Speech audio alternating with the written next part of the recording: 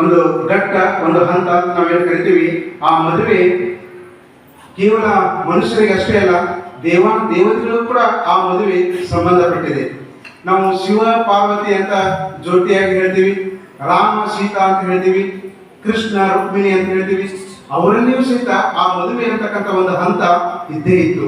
ಹಾಗೆ ಇವತ್ತಿನ ನಾವೆಲ್ಲ ಏನು ಮನುಷ್ಯರಿದ್ದೀವಿ, ನಮ್ಮೆಲ್ಲರ ಮನುಷ್ಯರ ಬದುಕಿನಲ್ಲಿ, ಮಾನವರ ಬದುಕಿನಲ್ಲಿ ಸಹಿತ ಆ ಮದುವೆ ಅಂತಕ್ಕಂಥದ್ದು ಅತ್ಯಂತ ಒಂದು ಪ್ರಮುಖವಾಗಿರ್ತಕ್ಕಂಥ ಘಟ್ಟ ಅಂತ ನಾವು ನೋಡ್ತೀವಿ.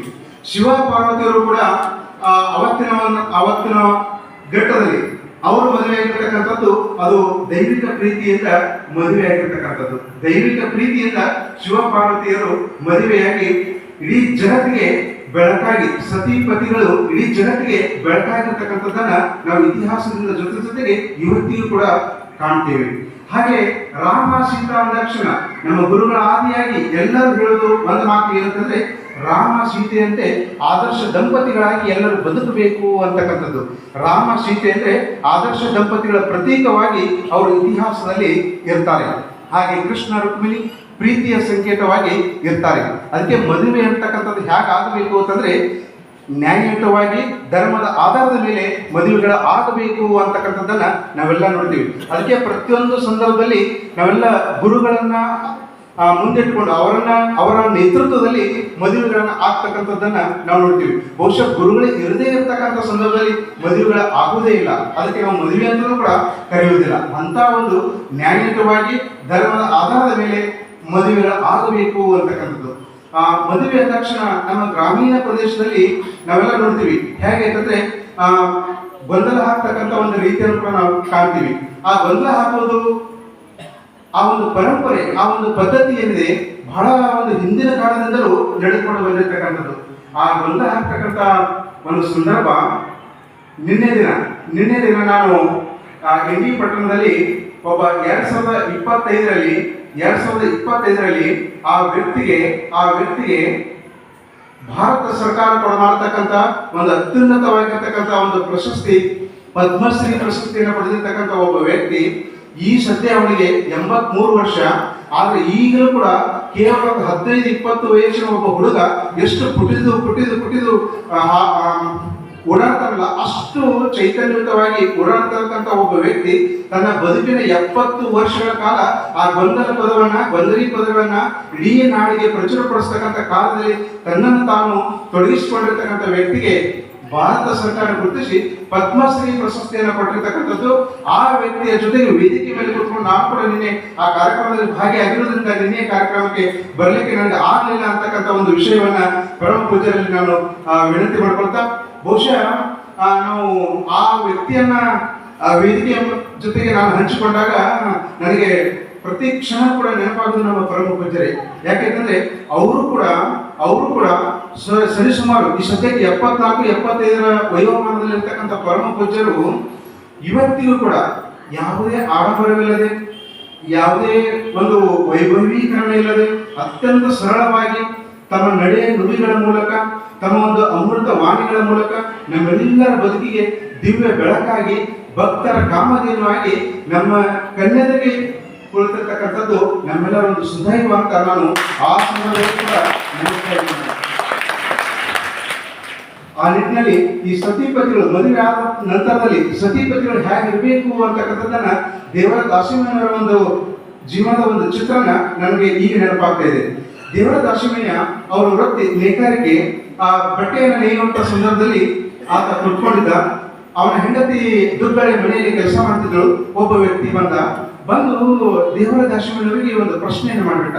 ಏನು ಅಂತಂದ್ರೆ, ದೇವರ ದಾಸಿಮಯ್ಯನವರೇ, ಸನ್ಯಾಸ ಜೀವನ ಶ್ರೇಷ್ಠನೋ ಸಂಸಾರ ಜೀವನ ಶ್ರೇಷ್ಠನೋ ಅಂತೇಳಿ ಆ ಪ್ರಶ್ನೆ ಮಾಡಿದಾಗ ದೇವರ ದಾಸಿಮಯ್ಯನವರು ಒಂದು ಕ್ಷಣ ನಕ್ಕು, ಆಯ್ತಪ್ಪ ನಿನ್ನ ಪ್ರಶ್ನೆಗೆ ನಾನು ಉತ್ತರ ಕೊಡ್ತೀನಿ, ಈ ನಮ್ಮ ಮನೆಯ ಆ ಭಾಗದಲ್ಲಿ ನೀನು ಕೂತ್ಕೋ ಅಂತೇಳಿ ಕುಳ್ಳಿಸ್ಬಿಟ್ರು. ಕುಳ್ಳಿಸಿ ಮಠ ಮಧ್ಯಾಹ್ನ ಇದೆ, ಸುಡು ಬಿಸಿಲಿದೆ, ಸಿಕ್ಕಾಪಟ್ಟೆ ಜೋರು ಬಿಸಿಲಿದೆ. ಅಂತ ಸಮಯದಲ್ಲಿ ಇವರು ಬಟ್ಟೆಯನ್ನು ನೇಯುವಂತ ಸಂದರ್ಭದಲ್ಲಿ ಆ ವ್ಯಕ್ತಿ ಬಂದು ಈ ರೀತಿ ಪ್ರಶ್ನೆ ಮಾಡಿದಾಗ ಆ ದೇವರ ದಾಸಿಮಯ್ಯನವರು ಏನ್ ಮಾಡಿದ್ರು ಗೊತ್ತೇನು? ಅಂತ ಸಂದರ್ಭದಲ್ಲಿ ತನ್ನ ಹೆಂಡತಿ ಕರೆದ್ರು, ದುಗ್ಗಳಿ ಹೆಂಡತಿ ಕರೆದು ಏನ್ ಕೇಳಿದ್ರು ಅಂತಂದ್ರೆ, ನನಗೆ ಇಲ್ಲಿ ಆ ಬಟ್ಟೆ ನೇಯುವಂತ ಸಂದರ್ಭದೊಳಗ ದಾರ ಕಟ್ಟಾಗ್ಬಿಟ್ಟಿದೆ, ಆ ದಾರವನ್ನು ಜೋಡಿಸ್ಬೇಕು, ಒಂದು ಚಿಮಣಿ ಹಚ್ಚೋಣ ಬಾ ಅಂತ ಅಂದ್ಬಿಟ್ರು. ಗಮನಿಸಿ, ಮಧ್ಯಾಹ್ನ ಇದೆ, ತುಂಬಾ ಬಿಸಿಲಿದೆ, ಜೋರು ಬೆಳಕು ಬಿದ್ದಿದೆ. ಅಂತ ಸಂದರ್ಭದಲ್ಲಿ ದಾರ ಕಟ್ಟಾಗಿದೆ, ಅದನ್ನು ಜೋಡಿಸ್ಬೇಕು, ಚಿಮಣಿ ಹಚ್ಕೊಂಡು ಬಾ ಅಂತೇಳಿ ದೇವರ ದರ್ಶನ ತನ್ನ ಹೆಂಡತಿಗೆ ಹೇಳಿದ್ರು. ಆಗ ಹೆಂಡತಿ ಆದವಳು ಏನು ಮಾಡಬೇಕು? ಆ ಸತಿ ಆದವಳು ಏನು ಮಾಡಬೇಕು? ಏನು ಮಾಡೋದು ಅಂತಂದ್ರೆ ಪಟ್ನೆ ಒಂದು ಚಿಮಣಿಯನ್ನು ಹಚ್ಕೊಂಡು ಬಂದು ದೇವರ ದರ್ಶನ ಮುಂದೆ ಇಟ್ಬಿಟ್ರು.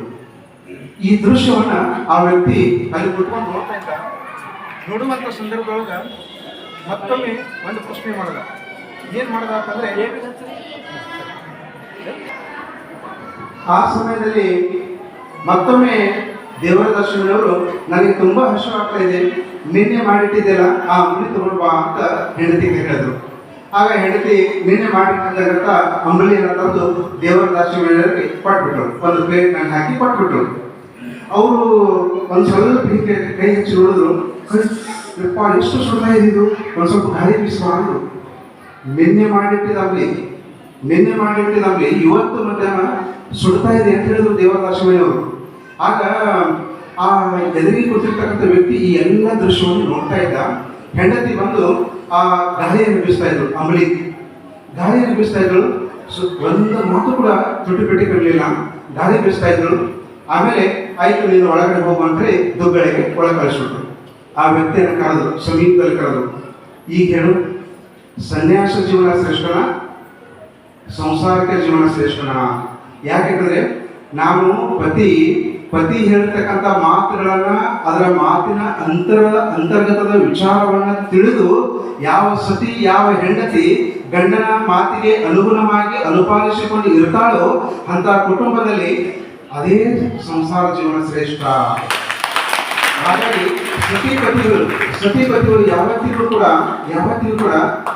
ಕೂಡ ಗುರುಗಳ ಅಮೃತ ವಾಣಿಯ ಅಡಿಯಲ್ಲಿ ಅವರ ಜೀವನವನ್ನ ಸಾಗಿಸಬೇಕಾಗಿರ್ತಕ್ಕಂಥದ್ದು. ಬಹುಶಃ ನಮ್ಮೆಲ್ಲರ ಮನೆಯಲ್ಲಿ ತಾಯಿ ಬುತ್ತಿಯನ್ನು ಕಟ್ಟಿ ಕಳಿಸ್ತಾರೆ ಮಗನಿಗೆ.